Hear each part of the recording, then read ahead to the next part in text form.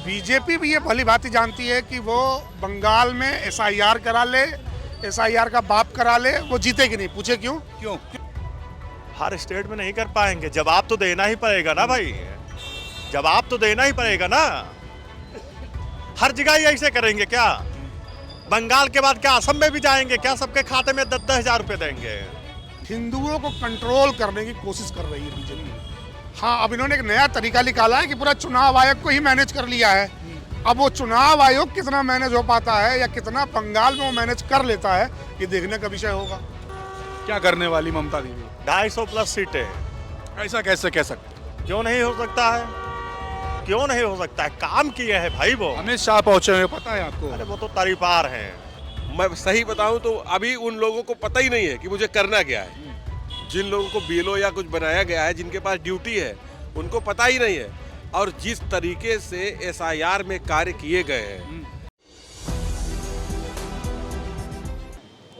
4 PM news network में आप सभी का स्वागत है। मैं हूं क्षितिज कांत। बंगाल में चुनाव है और चुनाव से पहले ही आप देख रहे हैं सियासी गर्मी काफ़ी तेज हो चुकी है। ममता बनर्जी अब शीर्ष न्यायालय पहुंच गई है, रिट पिटीशन की है एसआईआर को लेकर। उनके ही सांसद हैं तृणमूल कांग्रेस से डेरेक ओबराय, उन्होंने भी रिट कर दी है। एसआईआर को लेकर तमाम खामियों का जिक्र किया है और एक लंबे समय से आप देख रहे गृह मंत्री अमित शाह बंगाल में डेरा डाले हुए हैं। वहां पर लगातार आप देख रहे पब्लिक के बीच में हैं, अपने तमाम नेताओं के बीच में हैं। कहा यह जा रहा है कि गृह मंत्री अमित शाह के जो तमाम जो प्लानिंग्स थी वो कहीं फेल ना हो जाए। एसआईआर की प्रक्रिया जो चल रही है उसको लेकर जो सवाल ममता बनर्जी ने जो खड़े किए हैं, इसमें सीधे सीधे चुनाव आयोग को टारगेट किया है ममता बनर्जी ने और ज्ञानेश कुमार को डायरेक्ट टारगेट किया। पब्लिक क्या सोचती है? क्या वाकई में गृह मंत्री अमित शाह जो भारतीय जनता पार्टी का झंडा बुलंद करने की जो चर्चा कर रहे थे, क्या वाकई में वो झंडा बुलंद हो पाएगा या ममता बनर्जी के शीर्ष अदालत पहुंचने के बाद सारे दांव उल्टे पड़ने वाले हैं? शुरुआत आपसे करेंगे। सर, नाम क्या हुआ? विश्वजीत सिंह। विश्वजीत जी, ममता बनर्जी अब शीर्ष अदालत पहुंच गई है, सुप्रीम कोर्ट का दरवाजा खटखटाया है। साथ ही में उनके सांसद डेरेक ओबराय ने भी रिट कर दी है एसआईआर को लेकर। एसआईआर प्रक्रिया चल रही है, सीधे कहा जा रहा है काफ़ी खामियां हैं। एसआईआर प्रक्रिया रोक देनी चाहिए जब तक कि सारी खामियां दूर ना हो जाए। आप लोग इतने आसान्वित क्यों हैं इस बात को लेकर कि वो रिट लेके गई हैं तो कुछ हो जाएगा? कल आपने सुप्रीम कोर्ट में एक आदमी 5 साल से बंद है जी, उमर खालिद और सलील इमाम। सुप्रीम कोर्ट ने जो कहा वो सुना आपने। आप उम्मीद मत लगाइए इस देश में अब न्याय की। अगर ऐसा न्याय, वो अब जनता की अदालत में आपको न्याय मिलेगा। और एक बात और आपको बता दूं, बीजेपी भी ये भली भांति जानती है कि वो बंगाल में एसआईआर करा ले, एसआईआर का बाप करा ले, वो जीतेगी नहीं। पूछे क्यों? क्योंकि वहाँ पर जो रेशियो है ना जनसंख्या का, वो 60-40 का रेशियो है अप्रॉक्सीमेटली। ये सिर्फ इनकी तैयारी, सारी तैयारी हमेशा कुछ स्टेटों में लेकर के, जैसे तमिलनाडु में है, केरल में है, पश्चिम बंगाल में है, ये हमेशा लोकसभा की रहती है। तो ये उस हिसाब से 2-4 सीटें मैनेज हो, उतनी लड़ाई ये करते हैं। बची बात की एसआईआर पर रिट हुई तो सुप्रीम कोर्ट कुछ कर लेगा। आप एक बात बताइए, एसआईआर पर अभी बहस तो चल रही थी। ज्ञानेश कुमार और चुनाव आयोग को डायरेक्ट टारगेट किया है। चुनाव आयोग और ज्ञानेश कुमार दोनों ही इससे पहले वाले चुनाव, जो अपने चीफ जस्टिस हैं सूर्यकांत जी, उससे पहले एसआईआर की सुनवाई में 3 जजों के बेंच में वो थे, तो उनकी टिप्पणी को पढ़िए तो आप उम्मीद मत पालिए। जनता एक न एक दिन न्याय कर देगी। सिर्फ इतना भरोसा रखिए लोकतंत्र में।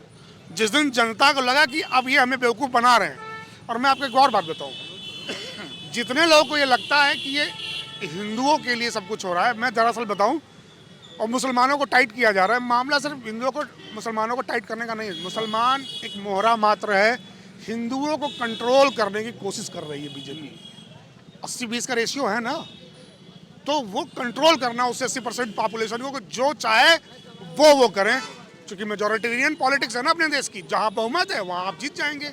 अमित शाह को भी कहा जा रहा है कि अमित शाह जो अपने जो तमाम जो प्लानिंग्स लेकर गए थे, अगर एसआईआर की प्रक्रिया रोकी जाए तो तमाम प्लानिंग्स फेल हो जाएंगी। एक बात बताइए, 2014 से लेकर के आज तक बीजेपी चुनाव हारी है कि नहीं हारी है?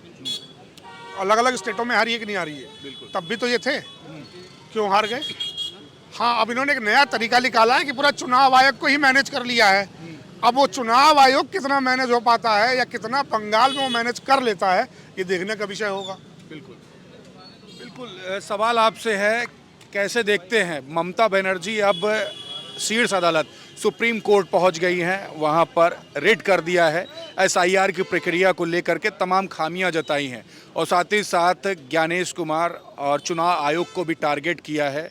इसके अलावा बात करें तो उनके सांसद तृणमूल कांग्रेस के डेरेक ओबराय, उन्होंने भी सीधे रेड की है। कैसे देखते हैं, क्या अमित शाह अपना जो झंडा बुलंद करने की बात कर रहे थे, क्या उसी टारगेट पे अभी भी कायम रहेंगे? क्या झंडा बुलंद हो पाएगा भाजपा का, या ममता बनर्जी झंडा गाड़ चुकी है? देखिए, अगर एसआईआर की बात की जाए, आपने देखा होगा 2014 से जब से भारतीय जनता पार्टी की सरकार बनी है, बहुत से ऐसे अमेंडमेंट बिल आए और जो है कहीं ना कहीं उनको प्रयोग में लाया गया। कुल मिलाकर कहना ये चाहते हैं कि बिल कोई भी हो, लेकिन जब तक उसको कायदे से जान छान ना लो और उसके बारे में जब तक जैसे आप उसको लागू करना चाह रहे हैं, उसकी पहले पूरी पॉलिसी ना बना लो, तब तक उसको धरातल पर नहीं लाना चाहिए। तो क्या आप मैं कह मानते हैं सकता कि ये एसआईआर प्रक्रिया अभी भी सवालों के घेरे में? ये हमेशा रहेगी, क्योंकि जिस तरीके से आनंद फानन में जिस तरीके से इस प्रक्रिया को लॉन्च किया गया, ये बिल्कुल हमेशा रहेगी। और ये मैं आपको बता दूं, मैं तो धरातल से जुड़ा व्यक्ति हूं। मैं सही बताऊं तो अभी उन लोगों को पता ही नहीं है कि मुझे करना क्या है। जिन लोगों को बीएलओ या कुछ बनाया गया है, जिनके पास ड्यूटी है, उनको पता ही नहीं है। और जिस तरीके से एसआईआर में कार्य किए गए हैं, अभी से लेकर अगले 6 महीने तक ये प्रक्रिया निरंतर जब चलेगी, तब उसको जाके कहीं दुरुस्त कर पाएंगे। अन्यथा ये ऐसे ही दौड़ते रहेंगे, कहीं ये कार्ड लाओ, कहीं वो कार्ड लाओ, कहीं कुछ ना मिले तो फिर वोटर कार्ड लाओ, वोटर कार्ड ना मिले तो आधार कार्ड लाओ।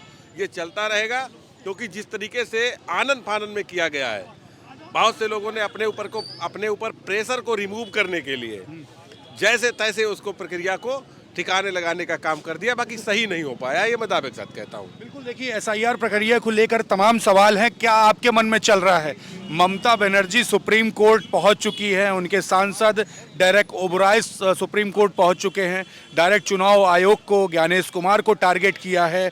दूसरी तरफ देखें, अमित शाह को लेकर कहा जा रहा है कि तमाम प्लानिंग्स फेल होने जा रही है। वहाँ पर बंगाल में लगातार डटे हुए हैं, अगर एसआईआर प्रक्रिया रुकी तो तमाम मंसूबे भारतीय जनता पार्टी के बंगाल में फेल होने जा रहे हैं। कैसे देखते हैं? आपको लगता है क्या सुप्रीम कोर्ट या ज्ञानेश कुमार एसआईआर के खिलाफ सुप्रीम कोर्ट में जब तक केस चलता रहेगा, ये रेट चलती रहेगी, और जब तक चुनाव अगले साल हो जाएंगे 26 में ही चुनाव होने हैं, तो सुप्रीम कोर्ट भरोसा नहीं आपको? भरोसा क्यों नहीं न्यायपालिका पे? लेकिन सुप्रीम कोर्ट जब जजमेंट देता है तो उस जजमेंट को कितना माना जाता है उस चीज़ के लिए, ये तो आप भी देखे हो। और रही ममता की बनर्जी की बात, देखिए वो जो कर रही हैं अपने वहाँ के प्रदेश के लिए, वो बिल्कुल उचित कर रही हैं। उन्होंने सही निर्णय लिया है, क्योंकि ये जो एसआईआर का मुद्दा है, इसमें अब उत्तर प्रदेश में देख लीजिए 2 करोड़ लमसम कितने 69 लाख या 59 लाख वोट कार्ड दिए गए, आज ही शायद जारी हुआ है। ठीक है, तो ये क्या है, किसका वोट कटा है? मतलब एसआईआर प्रक्रिया पर आपको भी डाउट है? बिल्कुल, एसआईआर प्रक्रिया इतनी जल्दी नहीं होनी चाहिए, इसको समय देना चाहिए कम से कम। चुनाव चलता रहे, वोटर होता रहे, प्रक्रिया चलती रहे। अरे हम कह रहे हैं अगले पंचवर्षीय योजना तक कम से कम समय दो किसी को। क्या आप 2 महीने में करा लोगे पूरा काम? नहीं करा सकते। वहाँ ममता दीदी की प्रचंड जीत है, और ये नहीं है। वहाँ मैं अभी होके आया हूँ, कम से कम 1 हफ्ता। बंगाल से आया हूँ। क्या माहौल है बंगाल का? बंगाल का माहौल बिल्कुल टाइट है। वहाँ उनका कार्यकर्ता चाहे छोटा हो, चाहे रेहड़ी पटरी वाला हो, चाहे बड़ा हो, वो उनके नाम पे कुर्बान होना चाहता है। मैंने पूछा भी, उनका अब तो आ गया जगलर, यहाँ आ गया है। जगलर कौन? जगलर तो एक ही है, सफेद गंजा। कैसी बात कर रहे हैं? और क्या नाम ले लीजिए ना। नाम से क्या? अमित शाह को आप जगलर मानते हैं? और क्या? वो जगलर कैसा जगलर? वो किसी को अच्छाई के लिए जगलिंग नहीं करता है, वो भारतीय जनता पार्टी की सत्ता बनाने के लिए साम दाम दंडभेद, ये तो हर व्यक्ति करता है। नहीं। देखिए, कभी भी याद रखिएगा, कभी भी किसी के विधायक को खरीद के पैसे से खरीदना या उसके ऊपर केस लाद के खरीदना, ये कभी भारतीय जनता पार्टी की राजनीति नहीं रही थी पहले, जब तक अटल जी थे, या कांग्रेस की राजनीति नहीं थी। लेकिन ये इन्होंने आके समर्थन किसका आपने देखा बंगाल में? समर्थन ममता बनर्जी का समर्थन खुला समर्थन। और क्या, वहाँ सुनिए, साले झंडा नहीं लगा पाते अपना बीजेपी वाले। ये दबंगई है या डर है? दबंगाई नहीं है, ये प्रेम है, प्रेम जनता का। एक ऐसी गलियों में चले जाइए जिस गलियों में केवल आदमी मूतने जाता है, उस गली में झंडे लगे रहते हैं। देखिए कैसी बातें हो रही हैं, लेकिन ये बंगाल से होकर आए। क्या लग रहा माहौल कैसा सोचते हैं? एसआईआर की प्रक्रिया जो चल रही है उस पर रेट दाखिल की है ममता बनर्जी ने। पहले ज्ञानेश कुमार को लेटर भेजा था, तमाम खामियां बताई थी, अब सीधे सीधे रेट पे आ गई है। दूसरी तरफ डेरेक ओबराय जो इनके सांसद है तृणमूल कांग्रेस से, वो भी रिट डाल चुके हैं। कैसे देखते हैं, क्या माहौल देख रहे हैं? वहाँ तो एक तरफा जीत होगी, खेला होगा खेला कैसा खेला ममता दीदी का। क्या करने वाली ममता दीदी? 250 प्लस सीटें। ऐसा कैसे कह सकते हैं? क्यों नहीं हो सकता है, क्यों नहीं हो सकता है? काम किए हैं भाई वो। अमित शाह पहुंचे हुए, पता है आपको? अरे वो तो तरीपार हैं, वो तरीपार लेकिन हैं। अमित शाह जहां पर पहुंचते हैं, ये कहा जाता है कि चुनाव का माहौल एकदम बदल जाता है। वो तो मीडिया में केवल बदलता है, सरकारें नहीं बनी है। कहाँ पे बनी है? बिहार देख लीजिए अपने 10,000 रुपए कमाल है। इलेक्शन कमीशन के समय इलेक्शन कोई ऐसा ही खेल बंगाल में हो गया। 10,000 रुपए सबके खाते में जा यही रहा खेल है। बंगाल में हो गया तो क्या हो गया? यही खेल बंगाल में हुआ था। हर स्टेट में नहीं कर पाएंगे, जवाब तो देना ही पड़ेगा ना भाई, जवाब तो देना ही पड़ेगा ना। हर जगह ही ऐसे करेंगे क्या? बंगाल के बाद क्या असम में भी जाएंगे क्या? सबके खाते में 10,000 रुपए देंगे? ये तो फिर एक वो हो गया ना। संविधान में तो ये लिखा नहीं है कि आप वोट के समय सबके खाते में 10,000, 20,000, 50,000 रुपए डाल दीजिए और जनता से ही वसूली होगी। माहौल बनता दिखाई नहीं दे रहा भाजपा ना का। ना ना। आपको ऐसा लगता है? हाँ, एसआईआर प्रक्रिया को लेकर सीधे सीधे रेट की है ममता बनर्जी ने। सुप्रीम कोर्ट शीर्ष अदालत पहुंच गई है। डेरेक ओबराय जो तृणमूल कांग्रेस के सांसद है, वो भी रिट कर चुके हैं। एसआईआर प्रक्रिया की खामियों को लेकर सवाल खड़े किए गए हैं। कहा जा रहा है कि अगर एसआईआर की प्रक्रिया रुकती है, ममता बनर्जी के फेवर में अगर बात होती है, तो अमित शाह वहाँ पर जो डेरा डाले हुए हैं, भारतीय जनता पार्टी के झंडा बुलंद करने की जो बात कर रहे हैं, वो नहीं हो पाएगा, कहीं ना कहीं घेरे में आ जाएंगे। कैसे देखते हैं, क्या वाकई में ममता बनर्जी का समर्थन अगर होता है तो क्या माहौल देख रहे हैं ममता बनर्जी के फेवर में? देखिए, राहुल गांधी जी ने जो किया था वोट चोर का नारा, वो आज सक्सेस होता नजर आ रहा है। हाँ, सक्सेस हुआ बिहार में। एक- देखिए बिहार में एनडीए गवर्नमेंट बनी है। नहीं, मेरी बात कहाँ बन गई सर? आप 101 पे चुनाव लड़ रहे थे, आप कह रहे हो तो हमारा मुख्यमंत्री बनेगा, बीजेपी की सरकार बनेगी। चुनाव ही तुम 101 पे लड़ रहे थे। अच्छा, वहाँ बिहार पे वो बिहार नहीं की है। बात करते हैं। मैं बंगाल की बात बंगाल करता की बात हूँ। करते हैं। बंगाल में ही आ रहा हूँ मैं। जी, जो एसआईआर हो रहा है या जो वोटर लिस्ट में धांधली हो रही है, उसको तो आप छोड़िए। खुला खेल फरुखा मादी जो महाराष्ट्र में हुआ कि आपने 68 लोगों को उसमें सेलेक्ट कर लिया, मतलब उसको जिता दिया। तो आप कहीं ना कहीं आप लोग क्या कर रहे हो देश में, ये पता चलना चाहिए। निवरोध चुन लिए गए, अच्छा एक तो बात बता- उसको हालांकि कैंसिल किया गया है ना, तो इलेक्शन कमिश्नर द्वारा। मगर अब देखिए ना देश का प्रधानमंत्री एक्शन ले रहा, कोई ना कुछ ले रहा।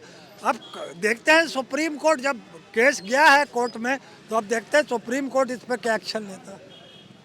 चुनाव आयोग और साथ साथ ज्ञानेश कुमार को भी ममता बनर्जी ने डायरेक्ट टारगेट किया है। पहले लेटर भेजा था, लेटर पे कोई संतोषजनक जवाब नहीं आया ममता बनर्जी के अकॉर्डिंग, तो सीधे रेट कर दिया। क्या ज्ञानेश कुमार या चुनाव आयोग को घेरना एसआईआर के मामले में क्या सही था?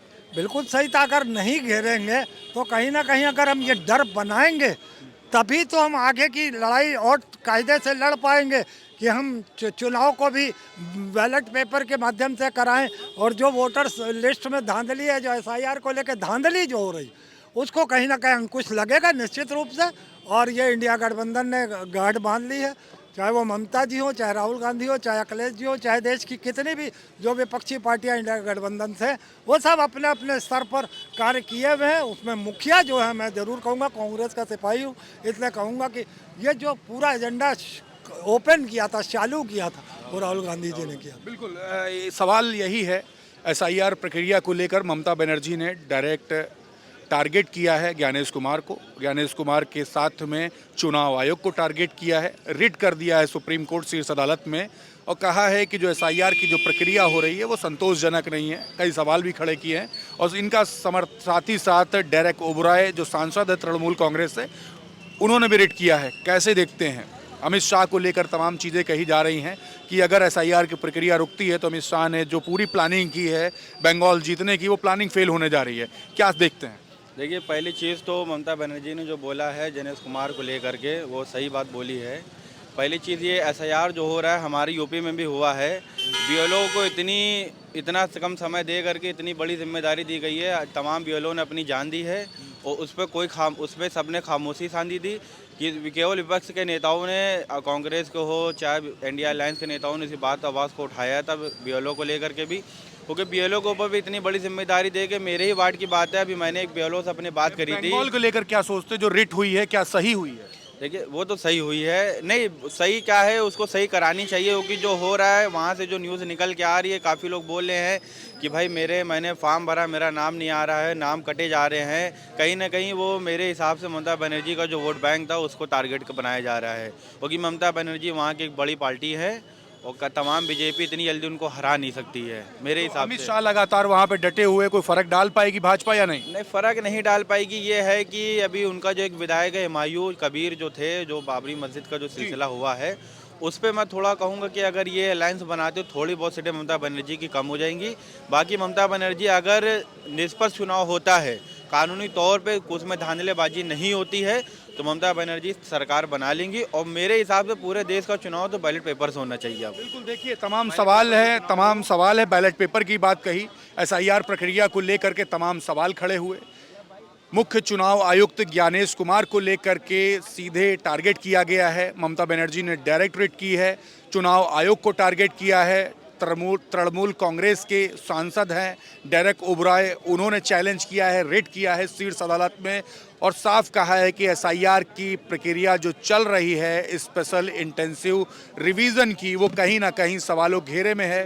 तमाम चीज़ें सही नहीं हो रही, लोगों के बीच में थे। बंगाल चुनाव को लेकर के इस समय सियासत काफ़ी गरमाई हुई है। दिल्ली दरबार से लेकर बंगाल दरबार तक इसकी चर्चा है। हमने बात की, सभी ने अपनी अपनी बात हमारे बीच में रखी। आप लोग जो ये वीडियो देख रहे हैं, आपकी क्या राय है, कमेंट बॉक्स में लिखें और जुड़े रहे 4 PM न्यूज़ नेटवर्क के साथ। ग्राउंड रिपोर्ट के लिए मैं क्षितिज कांत, कैमरा पर्सन शुभम के साथ 4 PM न्यूज़ नेटवर्क के लिए। धन्यवाद।